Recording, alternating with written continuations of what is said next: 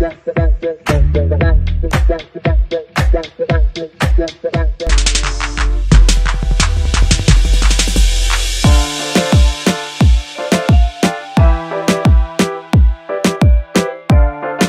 படம்ன்றனால அது ஒரு மிகப்பெரிய ஒரு பூஸ்ட்டு கிடச்சிது உங்கள் த்ரூவா. ஸோ 2வது படம் நான் பண்ணும்போது இந்த படத்தோட ஃபஸ்ட் லுக் வந்து முதல்ல வந்து மீடியாவுக்கு தான் காட்டணுன்றது என்னோடய விருப்பத்தை வந்து நான் ப்ரொடியூசர்கிட்ட சொன்னேன். அது ஏன் அப்படின்னா யூஸ்வலாக வந்து ஃபஸ்ட் லுக் வந்து ட்விட்டரில் ஃபேஸ்புக்கில் வந்து ஒரு யாராவது விவிஐபிஎஸ் இல்லை ஸ்டார்ஸ் வந்து வெளியிடுவாங்க, அதுதான் வழக்கம். பட் அப்படி இல்லாமல் இது வந்து மீடியா த்ரூவாக போகணும்னு நான் நினச்சோம். ஏன்னா நான் நம்புகிற ஸ்டார்ஸ் வந்து நீங்கள் தான். ஏன்னா எங்களை மக்கள்கிட்ட கொண்டு போய் சேர்க்குறதே நீங்கள் தான்றனால உங்கள் த்ரூவாக தான் இது வரணுன்றது என்னுடைய ஆழமான விருப்பமாக இருந்தது. இந்த விருப்பத்தை வந்து நிறைவேற்றி கொடுத்த என்னோடய தயாரிப்பாளர் சுரேஷ் சுப்ரமணியம் அவர்களுக்கு நான் ரொம்ப நன்றி தெரிவிச்சுக்கிறேன். அவர் நிஜமாகவே வந்து ரொம்ப பேஷனேட்டான ஒரு ப்ரொடியூசர். அவர் ஒரு சினிமான்ற ஆர்ட் ஃபார்முக்கு ஜென்யூனாக என்ன தேவையோ அது மேக்கிங்கில் வந்து அதை என்ன ப்ரொவைட் பண்ணால் அந்த மேக்கிங் வந்து ஜென்யூனாக வருமோ அதை வந்து கரெக்டாக பண்ணி கொடுத்த ஒரு மிக நல்ல சிறந்த தயாரிப்பாளர். ஒரு எல்லா டேரக்டருமே ஒரு ட்ரீம் ப்ரொடியூசர்னு சொல்லுவாங்க இல்லையா, இப்படி இருந்த ப்ரொடியூசர்ஸ் வந்து நம்ம நினச்சதை எடுக்கலான்னு சொல்லி. ஸோ அந்த மாதிரியான ஒரு ப்ரொடியூசர்.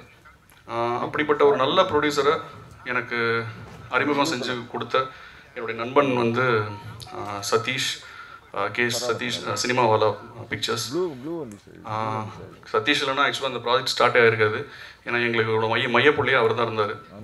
ஸோ அது மட்டும் இல்லை, நாங்கள் கதை எழுதி எல்லாம் ரெடி பண்ணதுக்கப்புறமா ராஜு தான் ஹீரோன்னு நாங்கள் முடிவு பண்ணதுக்கப்புறமா எங்களை ராஜுவே உள்ளே கொண்டு வந்தது சதீஷ் தான். So he is the project designer of the film bun butter jam. And K V Durai முக்கியமாக நான் மென்ஷன் பண்ணணுன்னா, துரை வந்து டி கம்பெனி அவரோட முக்கியமான ஆள்.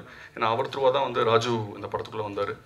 ராஜு கதை கேட்டுமே நம்பி ஒரு 2 மணி நேரம் கேட்ட உடனே நான் பண்ணுறேன்னு சொல்லிட்டார் அந்த படத்தை. ஸோ அதுதான் முதல் நம்பிக்கை. அதுக்கப்புறம் இந்த படத்தில் ஒரு ஃபென்டாஸ்டிக்கான காஸ்ட் அண்ட் க்ரூ இருக்குது. காஸ்ட்னு பார்த்தீங்கன்னா ஆத்யா, பவ்யா இவங்க நடிச்சிருக்காங்க. அதுக்கப்புறம் என்னோடய favourite Charlie sir, Saranya ma'am, Devadarshini, இந்த மாதிரி ஒரு ட்ரீம் காஸ்ட் இருக்குது. ரொம்ப முக்கியமான ரோல்ஸில் ரொம்ப நல்ல ரோல்லாம் மைக்கேல் தங்கதுரை பண்ணியிருக்காரு, விஜே பப்பு பண்ணியிருக்காரு. வேறு யாரையும் விட்டுருந்தா மன்னிச்சிடுங்க. ஸோ எனக்கு நான் எழுதி வச்சு பேசலை, நான் இயல்பாக என்ன வருதோ அதை தோன்றதை பேசுகிறேன். இந்த போஸ்டர் நீங்கள் பார்த்துருப்பீங்க, ஃபர்ஸ்ட் லுக் போஸ்டர். ஸோ இந்த போஸ்டர் வந்து ஒரு போர்க்களத்தில் ஒருத்தன் உட்காந்து ஜாலியாக பன்பட்டர் ஜாம் சாப்பிட்ருக்கான்ற மாதிரியான ஒரு விஷயம் அது. இது என்னென்னா, படத்தில் இருக்கிற ஈஸியாக ஃபோட்டோ ஷூட் பண்ணிவிட்டு ஒரு போஸ்டர் டிசைன் பண்ணிடலாம். ஸோ அப்படி இல்லாமல் படத்தோட ஒரு கோர் ஃபிலாசபியை ஒரு சென்சிபிளாக அது ஒரு மெட்டாஃபராக ஒரு ரினைசன்ஸ் பெயிண்டிங் மாதிரி பண்ணணுன்றது என்னோடய விருப்பம். அது என் ப்ரொடியூசர்கிட்ட சொல்லும்போது அவர் வந்து நம்ம ட்ரை பண்ணி பார்க்கலான்னாரு.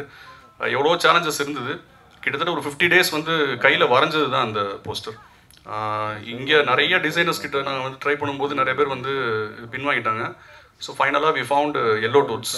ஸோ அவங்க தான் வந்து இதை நல்லா வரைஞ்சி இந்த லெவலில் கொண்டு வந்திருக்காங்க. So thanks to yellow dudes. And என்னோடய காஸ்ட் அண்ட் க்ரூவை நான் இன்ட்ரடியூஸ் பண்ணணும். பட் எல்லோரும் பேசி முடிச்சதுக்கப்புறம் நான் கடைசியாக நான் முக்கியமான, அதாவது மேடையில் இருக்கிறவங்க தான் முக்கியம், கீழே இருக்கிறவங்க முக்கியம் இல்லைன்னு அர்த்தம் கிடையாது. இடம் பற்றாக்குறை ப்ளஸ் யார் கொஞ்சம் இது வந்து ஒரு சின்ன ஈவெண்ட் தான்றனால நிறைய பேர் பேச வேணான்றனால நாங்கள் வந்து யாரையும் மேலே கூப்பிடல. ஸோ இனிவே ஃபைனலாக எல்லோரும் பேசி முடிச்சதுக்கப்புறம் நான் டெஃபினட்டாக அறிமுகப்படுத்துகிறேன். அதான் வாழ்க்கையில் வந்து நமக்கு நிறைய போராட்டம் நடக்கும், பிரச்சனைகள் இருக்கும். இந்த போர்க்களம்னு நான் டிபிக் பண்ணது வந்து எல்லாரோட மைண்ட்லேயுமே இந்த போர்க்களம் இருக்குது. லைஃப்பில் வந்து நம்ம பிரச்சனையை சந்திச்சுட்டே இருப்போம். ஆனால் அன்றாட ஒரு சின்ன சின்ன என்ஜாய்மெண்ட்ஸ் இருக்கும். அந்த என்ஜாய்மெண்ட்ஸ் வந்து நம்ம என்ஜாய் பண்ணாமே போவோம், தள்ளி போட்டே போவோம். நாளைக்கு பார்த்துக்கலாம்னு சொல்லிட்டு ஒரு நாள் அந்த நாளையே இல்லாமல் போயிடும். ஸோ அந்தந்த கணத்தோட ஒரு சந்தோஷத்தை அனுபவிக்கணுன்றது தான் அந்த ஃபிலாசபி தான் இந்த போஸ்டர் மூலமாக நான் லவுடாக சொல்ல நினச்சேன். அது எனக்கு தெரிஞ்சு நல்லா கன்வே ஆயிருக்குன்னு நான் நம்புகிறேன். உங்களுக்குலாம் பிடிச்சதுன்னு நான் நம்புகிறேன். அண்ட் ப்ரெசன்ட் மீடியா உங்கள் சப்போர்ட் தான் வந்து இந்த படத்தை மிகப்பெரிய வெளிச்சத்துக்கு கொண்டு போகணும். நீங்கள் எப்பவும் கூட இருந்து இதை வந்து உங்கள் படமாக பார்த்துக்கணுன்னு நான் கேட்டுக்கிறேன். And thank you so much. Thank you Johnson sir and my team. Thank you friends. ஒரு 80% எனக்கு எல்லாருமே தெரியும். So thank you once again. First Suresh, இந்த படத்தோட ப்ரொடியூசர், அவருக்கு தான் தேங்க்ஸ் சொல்லணும். சென்னைக்கே வராமல் யூஎஸில் இருந்துட்டு கதை கேட்குறப்ப வந்துட்டு கதைலாம் கேட்டுட்டு ப்ராஜெக்ட்லாம் செட் பண்ணிவிட்டு போனவர் தான். இந்த நிமிஷம் வரைக்கும் வரல. படத்தை நல்லபடியாக முடிச்சாச்சு. ஸோ ஒன்லி ஃபோன் கம்யூனிகேஷன் இல்லைனா ஒரு வீடியோ காலில் தான் ஆல்மோஸ்ட் எல்லாமே நடக்கும். பட்ஜெட் அப்ரூவல்ஸாக இருக்கட்டும், டெக்னீஷியன்ஸு, என்ன எக்யூப்மெண்ட்ஸ் வேணும் எல்லாமே மெயிலு, வாட்ஸ்அப், ஆல்மோஸ்ட் இதிலே எல்லாமே முடிச்சிட்டாரு. ஸோ இந்த மாதிரி ஒரு ப்ரொடியூசர் கிடைக்கிறது ஃபஸ்ட்டு கொடுத்து வச்சுருக்கணும். யாரையுமே டார்ச்சர் பண்ணாமல். ஸோ ரொம்ப நல்லபடியாக பண்ணி கொடுத்தாரு. ரொம்ப பேஷனேட்டான ப்ரொடியூசர். அண்ட் படத்தோட director Raghav is my very very close friend. காலங்களில் வசந்தம்னு ஒரு படம் பண்ணியிருந்தார், சிவி குமார் ப்ரொடக்ஷனில் ஃபஸ்ட் படம். ஸோ சுரேஷ் நானும் சுரேஷும் மோர் தென் ஒரு வருஷமாக கான்வர்சேஷன்லேயே இருக்கும். என்ன பண்ணலாம், எதா பண்ணலான்ட்டு நிறைய தாட்ஸ் நிறைய டேரக்டர்ஸும் சஜஸ்ட் பண்ணியிருந்தேன். பட் அது எதுவுமே கரெக்டாக அமையலை. So finally I suggested Raghav. So ராகவையும் மீட் பண்ணேன். ராகவ படத்தையும் அவர் பார்த்துட்டு ரொம்ப நல்லாயிருக்கு, ஸோ டெஃபினட்டாக ஒர்க் அவுட் பண்ணலான்ட்டு ஒரு சின்ன லைனாக தான் இந்த கதை வந்தது. அப்புறம் ராகவ் ஹீ டுக் லைக் ஒரு மாதம் டைம் எடுத்துகிட்டு ஃபுல்லாக டெவலப் பண்ணிட்டு நரேட் பண்ணார். நரேட் பண்ண உடனே ப்ரொடியூசருக்கு ரொம்ப பிடிச்சி, சரி ஓகே வில் கோ அஹெட் அப்படின்னாரு. ஸோ கதை ரொம்ப நல்லா வந்துச்சு. ஒரு நியூ ஃபேஸ், ஃப்ரெஷ் ஃபேஸாக யாரோ ஒருத்தங்களை நம்ம காஸ்ட் பண்ணணும் அப்படின்னும் போது தான் ஸோ எங்களுக்கு ராஜு வந்தார் மைண்டில். சரி, ராஜுவும் இதுக்கு முன்னாடி ஒரு படம் தான் பண்ணியிருக்காரு, பட் அது ஒரு ஆன்சம்பிள் காஸ்ட் அது அந்த ஃபிலிமு. ஸோ சோலோவாக இதுதான் ஃபஸ்ட் ஃபிலிம் ராஜு பண்ணிக்கிட்டோம். ஸோ ஒரு புதுமுகத்தை நம்பி இவ்வளோ பெரிய, ஆக்சுவலாக பெரிய பட்ஜெட் ஃபிலிம் தான். அவர் ராகவ் சின்ன பட்ஜெட்டுன்ட்டார். ராஜுவை நம்பி அவர் ப்ரொடியூசர் இன்வெஸ்ட் பண்ணி ஸோ ரொம்ப நல்லபடியாகவே பண்ணி கொடுத்துருக்காரு. எந்த விதத்துலையும் காம்ப்ரமைஸ் ஆகலை. அண்டு ஆக்டிங்காக பார்த்தீங்கன்னா ராஜு ரொம்ப நல்லா பண்ணியிருக்காரு. நான் படம் பார்த்துட்டேன். He is here to stay. Welcome to கேட்டேன். நிறைய டவுட்ஸ் இருக்கும் ராஜுக்கு. அப்பப்போ கேட்டுகிட்டே இருப்பார், இது எப்படி ஒர்க் ஆகும். உங்களுக்கு எதுவுமே ஒர்க் ஆகாதுங்க, பார்க்குறவங்களுக்கு எல்லாமே ஒர்க் ஆகும். அதனால் டவுட்ஸ்லாம் வேண்டாம் உங்களுக்கு, ஜாலியாக. நான் படம் பார்த்து ரொம்ப நல்லா சிரித்து என்ஜாய் பண்ணேன். ஸோ நீங்களும் என்ஜாய் பண்ணுவீங்க. அண்டு பாரதியன லைன் ப்ரொடக்ஷன். ஸோ டெய்லியும் அவர் தான், இந்த போர்க்களம் மாதிரி அவர் தான் ஃபுல்லாக ப்ரொடக்ஷனை ஹேண்டில் பண்ணிகிட்டு இருப்பார். அண்டு நிவாஸ் படத்தில் 4 சாங்கு ரொம்ப நல்லா பண்ணியிருக்காரு. நிவாஸும் சூப்பராக வந்திருக்கு சாங்கு. டெஃபினட்டாக கேட்டுட்டு நீங்களே சொல்லுவீங்க. எக்ஸ்ட்ராடனரியாக போட்டிருக்காப்புல. ரிப்பீட் ஆடியன்ஸ் அந்த சாங்குக்கு இருப்பாங்க. And heroine Adhia. ஸோ அதுக்கு ஒரு ஹீரோயினும் வேணும். ஸோ அதுவும் ஒரு நியூ கம்மராக போகலாம். ஸோ இந்த ஃபிலிம்க்கே ஒரு ஃப்ரெஷ் லுக் கொடுக்கலான்னும் போது ஸோ நிறைய ஆப்ஷன்ஸ் போயிட்டே இருந்தது. So finally we found out Aadhya. And அவங்களும் ப்ராப்பராக okay, she's from Kerala basically. So அவங்க ஒரு ஆடிஷன் பண்ணி அதுக்கப்புறம் டேரக்டர் பார்த்துட்டு ஓகே இவங்களை ஃபிக்ஸ் பண்ணலாம் அப்படின்ட்டு ஃபிக்ஸ் பண்ணிட்டு so that's how Adhia entered in the film. So இங்கே எல்லா மைக்கேல் பண்ணியிருக்காரு, விஜய் பப்பு, இன்னும் நிறைய பேர் பண்ணியிருக்காங்க. கொஞ்சம் சர்ப்ரைஸ்லாம் இருக்குது படத்தில். ஸோ எல்லாருமே ஒரு ஜஸ்ட் ஒரு ஆக்டராக பண்ணாமல் எல்லாமே ஒரு ஃப்ரெண்ட்ஸ் அண்ட் ஃபேமிலி மாதிரி எல்லாருமே இருக்கும். செட்டுக்கு வந்தாலுமே ஜாலியாக தான் இருக்கும் எப்போவுமே. அண்டு கேமராமேன் பாபு, அவர் ஜீரோன்னு ஒரு ஃபிலிம் பண்ணியிருக்காரு. அவரும் ரொம்ப நல்லா பண்ணியிருக்காரு. ஸோ ஆல்மோஸ்ட் எடிட்டிங்காக இருக்கட்டும், ஜான் அவரும் ரொம்ப நல்லா மெனக்கெட்டு பண்ணியிருக்காரு. அந்த படத்தை வேறு ஒரு வேர்ஷனில் காட்டணும் அப்படின்றதுக்காக S given his efforts. And I like to thank the assistant directors, associates எல்லாமே. ரொம்ப நல்ல படம். நீங்கள் தான் எல்லா நல்ல படமும் நெக்ஸ்ட் லெவலுக்கு கொண்டு போவீங்க. ஸோ இந்த படமும் நீங்கள் கொண்டு போவீங்க நம்புகிறேன். So bun butter jam is all yours from now on. Okay, almost coffee ready ஆகிட்டு இருக்கு. இன்னும் கொஞ்ச நாளாக இப்போ அடுத்து சாங்ஸு, டீசர்ஸ் எல்லாமே 1 by 1 விட்டுருப்போம். எல்லாமே ரொம்ப நல்லாயிருக்கும், ஃப்ரெஷ்ஷாக இருக்கும். You will get entertain for sure. Okay, thank you. யாரும் மிஸ் பண்ணியிருந்தா sorry. Hi everyone, thanks for being here. Bun butter jam இந்த படத்தோட கதையை ஃபஸ்ட்டு கேட்கும்போதே எனக்கு ரொம்பவே பிடிச்சிருந்துச்சு.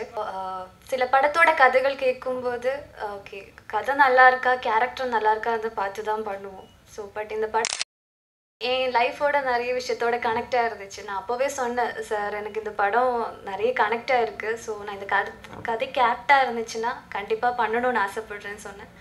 ஸோ கொஞ்சம் டேஸ்க்கு அப்புறம் அவங்க லைக் செலக்டட்னு சொன்னாங்க. அப்போது ரொம்ப ஹாப்பியாக இருந்துச்சு. ஏன்னா நம்மளுக்கு கனெக்ட் ஆகிற மாதிரி ஒரு படம் பண்ணுறது ரொம்ப பெரிய விஷயம்.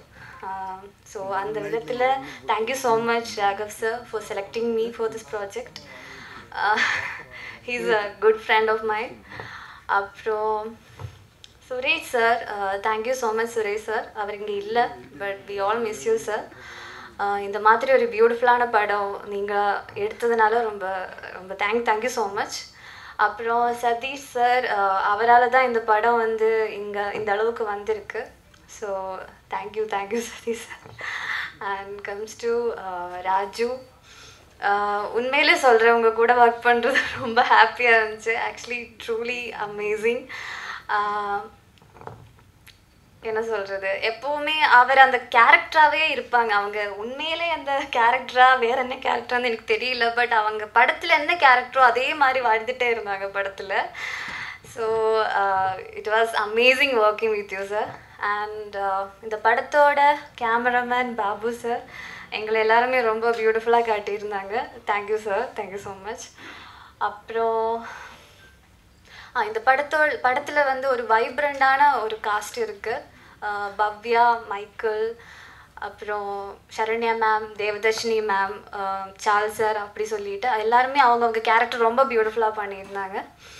அப்புறம் a big thanks to the entire crew of BBJ, managers, Bharati sir, Ganesh sir, and the technicians, ADs, குரு அண்ணா, எல்லாருக்குமே ரொம்ப தேங்க்ஸ்.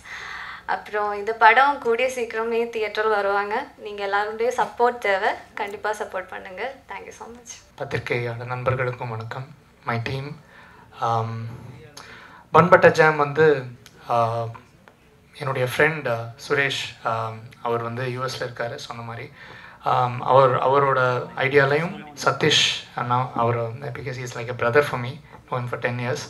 ஸோ இவங்களோட ஒரு ஐடியாலஜியில் தான் இந்த ஹோல் ப்ராஜெக்டே ஆரம்பிச்சது.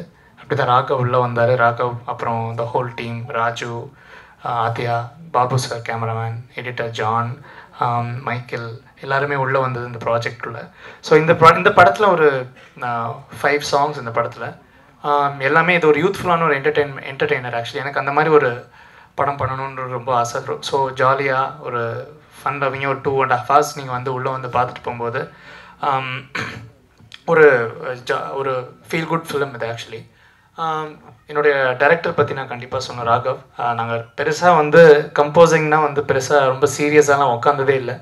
ஃபன்னாக ஒரு விஷயம் ஆரம்பிக்கும் போது எல்லாமே எங்களுக்கே ரொம்ப ஆச்சரியமாக நல்ல பாடல்கள் வந்திருக்குன்னு நாங்கள் நம்புகிறோம். நீங்கள் கேட்டுட்டு சொல்லுங்கள். Raju is a wonderful actor. இந்த படம் பார்க்கும்போது உங்கள் எல்லாருக்கும் தெரியும் அவரோட டேலண்ட் என்னதுன்றது. நான் அதை ரொம்ப நம்புகிறேன். He is here to stay actually. அவருடைய தாட் ப்ராசஸ், அவர் because he himself as a டைரக்டர்ன்றனால வந்து அவருக்கு ஒரு ஆக்டிங் ஒரு விஷயங்கிறத போது வந்து எல்லோரும் ரசிக்கக்கூடிய ஒரு விஷயமா கண்டிப்பாக நடிச்சிருக்காரு அந்த படத்தில். அதை நான் படம் பார்த்துட்டு சொல்கிறேன். அண்ட் சினிமாட்டோகிராஃபர் பாபு சார், நானும் அவரும் 0ன்னு ஒரு படம் சேர்ந்து பண்ணினோம். அந்த படத்துக்கு அப்புறம் வந்து இப்போது அவரோட டேலண்ட் வந்து இன்னும் very very such a great cameraman, ஒரு ஏஸ்தட்டிக்கான ஒரு கேமராமேன். இந்த படத்தில் அவரோட ஒர்க் வந்து தனித்து நிற்குன்றதை நான் நம்புகிறேன். Thank you Babu sir. And John, my editor, யாதும் ஊரே யாவரும் கேடின்னு ஒரு படத்தில் அவரோட நான் ஒர்க் பண்ணேன், விஜய் சேதுபதி சார் படத்தில். இந்த படத்தில் வந்து அவர் எடிட்டிங் பண்ணியிருக்காருன்றது ரொம்ப ரொம்ப ஹாப்பியான ஒரு விஷயம். Thank you John sir. மொத்தமாக இந்த team, Aadhya, welcome to bun butter jam. So நீங்கள் நடித்ததையும் பார்த்து ரொம்ப நல்லா இருக்குது. ஹோல் படமும் நல்லா வந்திருக்கு நம்புகிறோம். ஸோ ரொம்ப பேச விரும்பலை. நல்ல பாட்டும் நல்ல படமும் வந்து தன்னால் அந்த ஆர்ட் நல்லா இருந்ததுன்னா தன்னால் அதுவே தேடிக்கும். ஸோ நீங்கள் எல்லோரும் பார்த்து எங்களுக்கு சப்போர்ட் பண்ணுறதுக்கு தாழ்மையோட கேட்டுக்கிறேன். நன்றி, வணக்கம். இது எனக்கு முதல் முறை நான் வந்து ஒரு லீட் ஆக்டராக நடித்து அதோட ப்ரெஸ் மீட் வந்து எனக்கு ரொம்ப புதுசு. ஏதாவது தப்பாக பேசினா மன்னிச்சிக்கோங்க. 1-2 பதட்டத்தில் ஏதாவது மாற்றி ஏதாவது சொல்லிட்டேன்னா மன்னிச்சிருங்க. முதலாவதாக இங்கே வந்திருக்கிற பத்திரிகை, ஊடகம் துறை நண்பர்கள், பெரியவங்க, இங்கே வந்திருக்கிற எல்லாருக்குமே பெரிய வணக்கம். மேடையில் உட்காந்துருக்கிற டெக்னீஷியன்ஸ், கீழேயும் இருக்கிற டெக்னீஷியன்ஸ், இந்த படத்தை உருவாக்க உதவுனவங்க, ஸோ அப்படி எல்லாருக்குமே என்னோடய பணிவான வணக்கம். அப்புறம் இந்த மீடியா, இந்த ப்ரெஸ் பெரியவங்க மூலமாக என்னை பார்த்துக்கிட்டு இருக்கிற சினிமா ரசிகர்களுக்கும் என்னோடய பணிவான வணக்கம். அதே மாதிரி இந்த இடம், இந்த வாய்ப்பு, இன்றைக்கி இங்கே மைக் பிடிச்சி இந்த லைட்டு முன்னாடி நின்று நான் பேசிகிட்டு இருக்கேன்னா அது காரணமான முக்கியமான ஒரு விஷயம் விஜய் டிவி. அவங்களுக்கு என்னோட நன்றி. ஹாட் ஸ்டாருக்கு என்னோட நன்றி. பிக் பாஸ் நிகழ்ச்சிக்கும் அதில் என்னை ஓட்டு போட்டு என்னை ஜெயிக்க வச்ச இந்த அந்தஸ்தை இன்னைக்கு இந்த ஒரு ஒரு மரியாதை எனக்கு கொடுத்துருக்கிற எல்லா பிக் பாஸ் ரசிகர் குடும்பத்துக்கும் என்னோட பணிவான நன்றி. ஸோ இது எனக்கு ரொம்ப ஸ்பெஷலான ஒரு ப்ரோக்ராம் எனக்கு. ஏன்னா நான் இதே எல்வி பிரசாத்தில் ஃப்ரெண்ட்ஸு படிச்சுக்கிட்டு இருக்கும்போது அவங்களோட சேர்ந்து அசிஸ்டண்ட்டாக கூட சேர்ந்து ப்ராஜெக்டில் வேலை செஞ்சுருக்கேன். இன்னொன்று அசிஸ்டன்ட் டைரக்டராக இருந்த காலத்தில் என் ஃப்ரெண்ட்ஸ் ப்ரெஸ்ஸில் இருக்கும்போது இதே மாதிரியே வந்து பின்னாடி அவங்களோட வந்து உட்காந்து ஒருத்தர் என்னென்ன பேசுகிறாங்கன்னு கேட்டுக்கிட்டு இருந்திருக்கேன். எனக்கு நல்லாவே புரியும் உங்களுக்கு நாங்கள் பேசுகிறது எப்படி இருக்குது அப்படின்றது என்னால் நல்லா புரிஞ்சிக்க முடியும். ஸோ எனக்கு இது ரொம்ப ஸ்பெஷல் டேங்கிறதுனால சில விஷயங்களை மட்டும், எல்லாருமே நிறைய விஷயங்கள் சொல்லிட்டாங்க, எனக்கு தோன்ற சில விஷயங்களை மட்டும் சொல்லணும்னு நினைக்கிறேன். ஸோ அதில் முதல் விஷயம் என்னென்னா, இன்றைக்கி நம்ம வீட்டிலேருந்து கிளம்பி பக்கத்தில் இருக்கக்கூடிய சினிமா தேட்டரில் போய் ஒரு படம் பார்க்குறதுக்கே லேட் ஆகுது. பிளான் பண்ண டைமில் போய் பார்க்க முடியல. அப்போது ஒரு சினிமா தேட்டருக்கு போகிறதுக்கு எவ்வளோ லேட் ஆகும்னு யோசிச்சு பார்த்தா வந்து நான் கொஞ்சம் சீக்கிரமாக இது நடக்குதுன்ற மாதிரி தான் எனக்கு தோணுது. ஸோ இந்த இடத்துல நான் இன்றைக்கி என்னை கொண்டு வந்து விட்டுருக்கிற, ஸோ நம்ம ஓட்டு போட்டாலும் சரி, நம்மளை பற்றி எழுதுறது நீங்கள் எல்லாருமா சேர்ந்து தான். இந்த வெற்றியை வந்து நீங்கள் எனக்கு கொடுத்தது. ஸோ இன்றைக்கி நான் இங்கே நிற்கிற இந்த நிமிஷத்துக்கு ரொம்ப நன்றியோடு இருக்கிறேன். ரொம்ப எனக்கு சந்தோஷமாகவும் இருக்குது. இதை மாதிரியே வாழ்க்கையில் வந்து எந்த இடம் கிடைச்சாலும் அந்த நிமிஷத்தில் சந்தோஷமாக இருக்கணும் அப்படின்றத நான் இங்கே மேனிஃபெஸ்ட் பண்ணிக்கிறேன். மேலும் வந்து இந்த லாயர்ஸ் அண்ட் டாக்டர்கிட்டலாம் பொய் சொல்லக்கூடாதுன்னு சொல்லுவாங்க. வந்து எனக்கு பர்சனலாக ஒன்று, இந்த ப்ரெஸ்ஸுக்கிட்டையும் பொய் சொல்லக்கூடாது அப்படின்றது நான் ஃபாலோ பண்ணணும்னு ட்ரை பண்ணுறேன், நினைக்கிறேன். ஏன்னா எங்கேயாச்சும் ஒன்று சொல்லி வேறு எங்கேயாவது ஒன்று சொன்னால் மாட்டி பிடிச்சி ஆட்டி வெளுத்து விட்ருவாங்க. அதனாலே நமக்கு அதில் கொஞ்சம் பயம் ஜாஸ்தி. ஸோ அதனால் உங்ககிட்ட என் மனசில் என்ன இருக்கோ அதை நான் அப்படியே சொல்கிறேன். ஸோ அது வந்து ரொம்ப மேடை அலங்காரத்துக்கு சிலது சேர்த்து சொல்லலாம் கூட, ஏதாவது தப்பாக இருந்தால் மன்னிச்சுக்கோங்க. ஸோ இது வந்து பிக் பாஸை விட்டு வெளியில் வந்தபோது என்னோட மைண்ட் செட் எப்படி இருந்துச்சுன்னா, நான் ஒரு காலத்தில் வாய்ப்பு தேடி இதே இடத்துல அட்ரஸ் கார்த்திக்னு ஒருத்தர் இருப்பார், ஒரு பெரிய 1K நோட்டில் ஒரு பேப்பரில் எங்கெங்கே ஆடிஷன் நடக்குதுன்னு எழுதி கொடுத்துருப்பாங்க. ஸோ நான் ஒரு 100 ரூபாய்க்கு பெட்ரோல் போட்டுட்டு தெருவா போய் இருக்கிற எல்லா ஆஃபீஸ்லேயும் என்னோடய ஃபோட்டோஸ்லாம் கொடுத்துருக்கேன். அப்படி இருந்த எனக்கு வந்து பிக் பாஸில் ஒரு வெற்றி வந்த பிறகு கதை சொல்கிறேன் கேட்குறீங்களான்னு சொல்கிறது வந்து எனக்கெல்லாம் ரொம்ப டூ மச். ஸோ அப்போ ஒரு கதையை கேட்டு அதில் குறை நிறைகளெல்லாம் சொல்லணும் அப்படின்றது என்னோடய இது கிடையாது. வர்ற வாய்ப்பு ஒன்று எனக்கு தேவதை மாதிரி. ஸோ அதனால் எந்த தேவதை கை கொடுத்தாலும் அந்த தேவதை கையை இருக்க பிடிச்சிக்கிட்டு அப்படியே வந்துடணுன்றது என்னோடய யோசனையாக இருந்தது. ஆனால் ஏதோ ஒரு விஷயம் பண்ணும்போது நிறையா பேர் இதுக்கு முன்னாடி இதில் அனுபவம் இருந்தவங்க நிறையா விஷயங்களை சொல்லுவாங்க. நீங்கள் த்ரில்லர் பண்ணுங்கள், உங்கள் கண்ணுக்கு நீங்கள் வில்லன் பண்ணுங்கள், நீங்கள் வந்து காமெடி பண்ணுங்கள், இல்லை நீங்கள் எது பண்ணுங்கன்னு சொல்லி என்ன பண்ணுறதுன்னு தெரியாமல் ஒரு 1.5 வருஷம் சுற்றி நானாக ஒரு கதை பண்ணுறேன்னு சொல்லி போய் அப்புறம் என் வீட்லேயே எனக்கு அடையாளம் தெரியாமல் மூஞ்சியில் தாடி கிடியெல்லாம் வளர்ந்து, ஸோ அதுக்கப்புறம் ஒரு சிம்பிளாக நம்மளை ரசிகர்களுக்கு எப்படி பிடிக்கும், பார்க்குறவங்க நம்மக்கிட்ட என்ன எக்ஸ்பெக்ட் பண்ணுறாங்கன்றதை நான் புரிஞ்சுக்கிட்டு அதுக்கேற்ற மாதிரியான ஒரு படம் தான் இந்த படம். ஆனால் யாருக்கு பிடிக்கணும் அப்படின்றத நான் நினச்சிக்கிட்டேங்கன்னா, ஒரு சில பேர் வந்து பியூர் சினிமாவை பண்ணுங்கள், சினிமாவில் இருக்கிற ஆளுங்களுக்கு பிடிக்கணும், அப்போ தான் வந்து நிற்க முடியும் அப்படின்னாங்க. ஒரு சில பேர் வந்து ஃபேமிலிக்கு பிடிக்கணும், இன்னொரு சில பேர் குழந்தைகளுக்கு கண்டிப்பாக பிடிக்கணும்னா, யாருக்கு பிடிக்குன்றது யாரு கையிலுமே இல்லை. ஆனால் எனக்கு ஒரு ஆசை, இந்த படத்தை வந்து லேடிஸ்க்கு ரொம்ப பிடிக்கும்னு நினைக்கிறேன். இந்த படம் தாய் குலங்களுக்கு ரொம்ப பிடித்த படமாக இருக்கும். இந்த பன் பட்டர் ஜாம் ரொம்ப சிம்பிளான ஒரு படம், அது ஹம்பிளான ஒரு படம். அண்ட் இந்த படத்தில் நிறைய விஷயங்கள் நான் அவங்ககிட்ட ஷேர் பண்ணணும், நிறையா சொல்லணும்னு தோணுது. ஆனால் இது ஒரு போஸ்டர் லான்ச்சுன்றதுனால என்னோட உரையை சுருக்கமாக முடிச்சுக்கிறேன். என்னென்னா, இன்றைக்கி நிறையா டெக்னாலஜி வளர்ந்துருச்சு. இப்போ நீங்கள் என்ன மாதிரியான ஒரு போஸ்டர் வேணும் அப்படின்றதுக்கு ஒரு சின்ன சென்டென்ஸில் நீங்கள் ஏஐக்கு ஒரு ப்ராம்ப்ட் கொடுத்தீங்கன்னா உங்களுக்கு அப்படியே அது க்ரியேட் பண்ணி அல்ட்ரா ரியலாக ஏதோ ஒன்று கொடுக்குது. ஸோ ரொம்ப ஈஸியாக மாறிக்கிட்டே வர்ற இந்த நேரத்துலையும் கூட கைப்பட வரைகிற ஆர்டிஸ்ட்டை வச்சு ஒரு குதிரையும் ஒரு ஆள் ஒரு அம்பும் அதில் இருக்கிற ரத்தம் பன்னு பட்டர் ஜாமுன் எல்லாத்தையும் தனித்தனியாக வரைய வச்சு கேரளாவில் எல்லோ டூத் அப்படின்ற ஒரு நிறுவனம் வந்து இன்றைக்கி இந்த ஃபர்ஸ்ட் லுக் வந்து ரொம்ப சிறப்பாக பண்ணியிருக்காங்க. ஸோ அவங்க எங்கே இருந்தாலும் அதை பார்த்துட்டு இருந்தீங்கன்னா உங்களுக்கு நாங்கள் ரொம்ப கடமைப்பட்டிருக்கோம், ரொம்ப நன்றி. இதுதான் ஒரு நாய்ஸை க்ரியேட் பண்ண போகுது. அண்ட் அவங்கள உள்ள ரோப்பின் பண்ணதுக்கு ரைஸ் அண்ட் ஷைன் சினிமாவாலா நிறுவனம் சதீஷ் மற்றும் துரைக்கு என்னோட பணிவான வணக்கம், ரொம்ப நன்றி, தேங்க்யூ. அண்டு கடைசியாக ஒரு விஷயம், புராண கதைகள்லாம் வந்து மனுஷனோட தலையெழுத்தை வந்து பிரம்மர் எழுதுறாரு அப்படின்னு சொல்லுவாங்க, ஒரு 4 தலை அப்படின்னு சொல்லுவாங்க. ஏன்னா மனுஷனை அவ்வளோ காம்ப்ளிகேட்டடான ஒரு ஆளை உருவாக்குறதுக்கு 4 தலை வேணும். அதே மாதிரி என்ன மாதிரி நடிகர்களை வந்து அவங்களோட தலையெழுத்து எழுதுறதுக்கு ஒரு 4 தலை முக்கியமாக இருக்குது.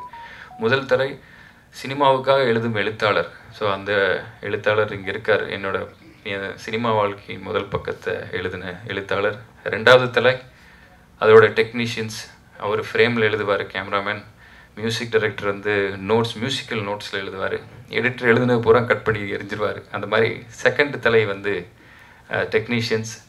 மூன்றாவது தலை அப்படின்றது வந்து நீங்கள் தான். நீங்கள் எழுதுறது தான் என் தலையெழுத்தில் அது கொஞ்சம் பார்த்து கரெக்ட் பண்ணி நீங்கள் எழுதுறது. நாலாவது தலை மக்கள். நீங்கள் என்ன எழுதுறீங்களோ அதை பார்த்து படித்து அவங்க மீண்டும் ஒன்று எழுதுவாங்க. ஸோ கொஞ்சம் பார்த்து செய்யுங்க தலை. தேங்க்ஸ். தேங்க்யூ. பன் யாரு, பட்டர் யாரு, ஜாம் யாரு, என்ன அர்த்தத்தில் வச்சுருக்கீங்க? நான் அப்படிப்பட்ட ஒரு அர்த்தத்தில் தான் அந்த படத்துக்கு ஓகே சொன்னேங்க. பட் இந்த ஆள் ஹீரோயினை தொடவே விடலைங்க. அது தனியாக எங்கேயோ நடிச்சிட்டு வேறு ஷெட்யூலில் போயிடுச்சு. நான் இங்கே தனியாக நடிச்சிக்கிட்டு இருந்தேன். நம்ம நினைக்கிறது இல்லை அப்படின்றது. இப்போ இந்த போஸ்டர் பார்த்தா நான் தான் இந்த படத்தில் நடிச்சிருக்கிறேன், எனக்கே என்ன படம்னு தெரியல அப்படின்ற மாதிரி ஒரு குழப்பமாக இருக்குது அப்படின்றது. ஏன்னா இவர் வந்து ஹீ இஸ் வெரி கீன். அதில் பின்னாடி இருக்கக்கூடிய விஷயத்த யாருனாலும் ஒரு படம் 1000 கதை சொல்லணுவாங்க. ஸோ அதை வந்து இவங்க இதில் பண்ணியிருக்காங்கன்னு நினைக்கிறேன். என்னை பொறுத்த வரைக்கும் பன் பட்டர் ஜாமில் வந்து நீங்கள் கேட்ட கேள்விக்கு பன் யார் அப்படின்னாக்கா டைரக்டர் தான். ஸோ பன் பட்டர் ஜாம் வந்து ஒரு சிம்பிளான டிஷ் அப்படி இருந்தாலும் கூட அதில் அந்த பன்னு சரியாக சாஃப்டாக அழகாக இருந்தால் மட்டும்தான் அந்த என்டையர் டிஷ்ஷே நல்லாயிருக்கும். ஸோ இதை வந்து ஃபுல்லாகவே கல்டிவேட் பண்ணி இதை வந்து க்ரியேட் பண்ண பன் அவர் தான். இந்த பட்டர் ஜாம் அப்படின்றதுலாம் நாங்கள் எல்லாருமா ஜாமுன்னாலே ஒரு கதம்பமாக எல்லாத்தையும் சேர்த்து போட்டு மிக்ஸ் பண்ணுறது தான். நாங்கள் எல்லோரும் சின்ன சின்ன பார்ட்டுன்னு நினைக்கிறேன். முக்கியமான பார்ட் பன்னில் வந்து முக்கியமான பார்ட்ன்றது டெக்னீஷியன்ஸ் தான். ஆமாம். டைரக்டர் சொல்லுங்கள் சார். போஸ்டர் வந்து ஆக்சுவலாக பிரிட்டிஷோடைய அந்த போர்க்களம் மாதிரி இருக்கு. அவர் இளவரசரா இல்லை மகாராஜாவா தெரியல. பட் ஆனால் அவருக்கு முதுகுல எல்லாருமே குத்துற மாதிரி ஒரு சீன் வச்சிருக்கீங்க. இப்போத்தி நடக்கிற ஜென்ரேஷன் கதையா இல்லை லவ் ஸ்டோரி அந்த காலத்துல அந்த மாதிரி ஏதாவது? இல்லை இது கரண்ட் ஜென்ரேஷன், இப்போ இருக்கிற ஜென்ரேஷனோட இதுதான் அது. அது என்னென்னா படத்துக்குள்ளே ஒரு சின்ன ஃபிலாசபி இருக்குது. அதை டெபிக் பண்ணுற மாதிரி தான் அந்த மாதிரி போஸ்டர் பண்ணோம். என்னென்னா நமக்கு நம்ம முக்கால்வாசி லைஃப் வந்து கரண்ட்டில் வாழவே மாட்டோம். என்னென்னா நமக்கு வந்து பாஸ்ட்டில் நிறைய பேகேஜ் இருக்கும். நடந்து முடிஞ்சதை நினச்சி ஹர்ட் ஆகி அதே ஹாண்ட் ஆகிட்டே இருக்கும். அதில் வந்து பாதி லைஃப் வேஸ்ட் ஆகும். இல்லைனா வந்து அடுத்து என்ன நடக்க போகுது ஃப்யூச்சர்லங்கிற ஒரு பயம் இருக்கும். ஒன்று கற்பனையில் பின்னாடி வாழ்வோம், இல்லைனா ஃப்யூச்சரில் ப்ரொஜெக்ட் பண்ணி நம்மளே வாழ்ந்துட்டுருப்போம். அந்தந்த கணத்தை நம்ம வந்து மிஸ் பண்ணிவிடுவோம் ஆக்சுவலாக. ஸோ என்ன தான் பிரச்சனை இருந்தாலும், சுற்றி போர்க்களமாகவே இருந்தாலுமே, keep calm and have a bun butter jam. அதுதான் இந்த படத்தோட டேக்லைன். ஜஸ்ட் சில், அவ்வளோதான். லைஃப்பில் ஒன்றுமே எதுவுமே பெரிய பிரச்சனைலாம் கிடையாது, ஜாலியாக நீ இருன்றது தான் சொல்ல வந்தது. அதனால தான் இந்த மாதிரி போஸ்டர் பண்ணோம். டைரக்டர் சார் சொல்லுங்கள் சார். பன் பட்டர் ஜாம் அது யூஸ்வலாக டீ கடையில் போனால் தான் கேட்பாங்க எல்லாம். பட் இது நீங்கள் வச்சதுக்கு என்ன காரணம், வேறு ஏதாவது இருக்கா? இல்லை, அதான் இந்த படத்தோட திரைக்கதையில் வந்து ஒரு உணவுப் பொருள் தேவைப்பட்டுச்சு. அதான் எல்லாருக்குமே வந்து சைல்ட்ஹுட்டில் வந்து ஏதாவது ஒரு சின்ன ஒரு உணவுப் பொருள் வந்து மெமரியாக இருக்கும் இல்லையா? ஜவு மிட்டாய், பஞ்சு மிட்டாய், அந்த மாதிரி ஏதாவது கடலை மிட்டாய், ஏதோ ஒன்று, கமர்கட்டோ, ஏதோ ஒன்று சின்ன வயசில் நம்ம ஸ்கூல் டைம் படிக்கும்போது வந்து ஒரு விஷயம் வந்து சாப்பிட்ருப்போம் ரெகுலராகவே. அது நமக்கே தெரியாது, ஏதோ சின்ன காசு சேர்த்து சாப்பிடுவோம். அந்த உணவுப் பொருளை நீங்கள் பல வருஷம் கழித்து நீங்கள் பார்த்தா கூட உங்களுக்கு வந்து டக்குன்னு அந்த மெமரிஸ் எல்லாம் வந்துடும். அது நெகட்டிவோ பாசிட்டிவோ உங்களுக்கு எல்லாமே அது வந்துடும். ஸோ அந்த மாதிரி ஒரு உணவுப் பொருள் தேவைப்பட்டுச்சு. ஸோ அப்போ வந்து அது என்ன வைக்கலான்ட்டு நான் ஸ்கிரிப்ட்லாம் எழுதி முடிச்சுட்டு அந்த ஒரு இடம் மட்டும் அது என்ன பேர் வைக்கலான்னு தெரியாமல் யோசிச்சுட்டு இருக்கும்போது எனக்கு கரெக்டாக பன் பட்டர் ஜாமில் டைட்டில் கொடுத்தது சதீஷ், என்னோடய ஃப்ரெண்டு. சினிமாவில் கதை கேட்டவுடனே எக்ஸைட் ஆகி சூப்பராக இருக்குது, இந்த இடத்துல வந்து நான் 2-3 சஜஸ்ட் பண்ணேன். பட் இப்படி பன் பட்டர் ஜாம் வச்சா நல்லா இருக்கும்னு எனக்கு ரொம்ப பிடிச்சிருச்சு. ஸோ அப்படி தான் எனக்கு தேவை. பேசிக்காக படத்தோட ஒரு முக்கியமான ஃபிலாசபியை சொல்கிறதுக்கு ஒரு பெரிய விஷயம், அதை வந்து சுருக்கமாக சிம்பிளாக சாதாரணமாக சொல்லணும், அது ஈஸியாக புரிகிற மாதிரி சொல்லணுங்கும்போது அது அந்த இடத்துல ஒரு உணவுப் பொருள் மெட்டாஃபராக தேவைப்படுது சார். ஒரு உருவகமாக தேவைப்படும் போது அந்த இடத்துல இந்த பன் பட்டர் ஜாம் வந்து நல்லா அமைஞ்சது. So thanks to Sathish. Big பாஸ்லேருந்து வெளியில் வந்த ஆனால் நீங்கள் கொஞ்சம் கேப் விட்டுருக்கீங்க. கேப் விட்டு நீங்களும் ஸ்டோரி எழுதிட்டு இருக்கேன்னு சொல்லிட்டு அங்கேயே டைரக்ட் பண்ணுறேன் அப்படிலாம் சொன்னாங்க. ஸோ அந்த கதை என்ன ஆச்சு? இந்த கதை சொல்லும் போது உங்களுக்கு என்ன தோணுச்சு? நம்ம ஹீரோவாக இது பண்ணும்போது அதில் ஏதாவது கற்றுக்கிட்டீங்களா புதுசாக ஏதாவது? கண்டிப்பாக கற்றுக்கிட்டேன்னா, நான் வெளியில் வரும்போது நானும் தான் இப்போ பிக் பாஸில் ஜெயிச்சாச்சா அப்படின்னா வெளியில் வந்தோடனே டக்குன்னு ஹீரோ ஆகிடுவோம் அப்படின்ற எண்ணம் எனக்கு இல்லை. ஏன்னா நான் அசிஸ்டன்ட் டைரக்டராக வேலை செஞ்சதுனால இந்த ரியாலிட்டி என்னன்றது தெரியும். கதை தான் ஹீரோ.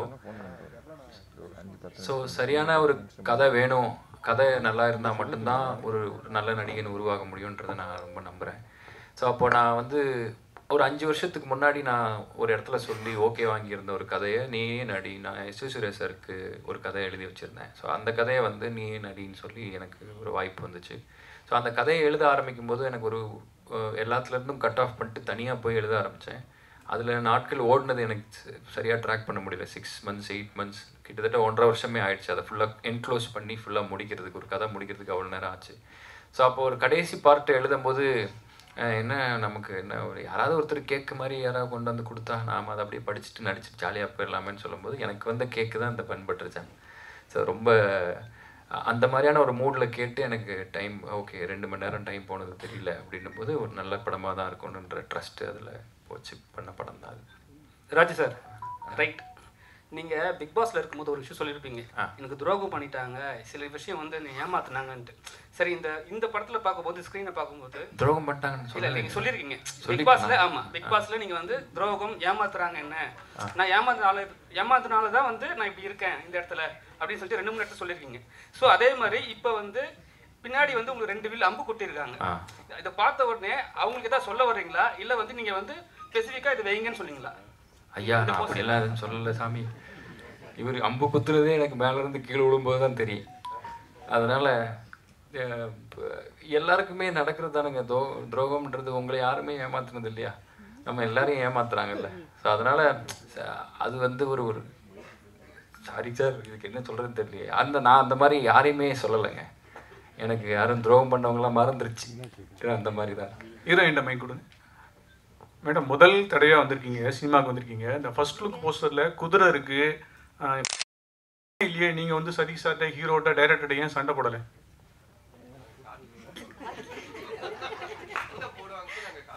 நானும் தேடினேன், அப்புறம் ஓகே அடுத்ததுக்கு வரும்போது பார்க்கலாம்னு நினச்சேன். அடுத்ததுலும் இல்லைன்னா கேட்கலாம் இருக்கேன். சார், டைரக்டருக்கு அந்த கொஸ்டின்.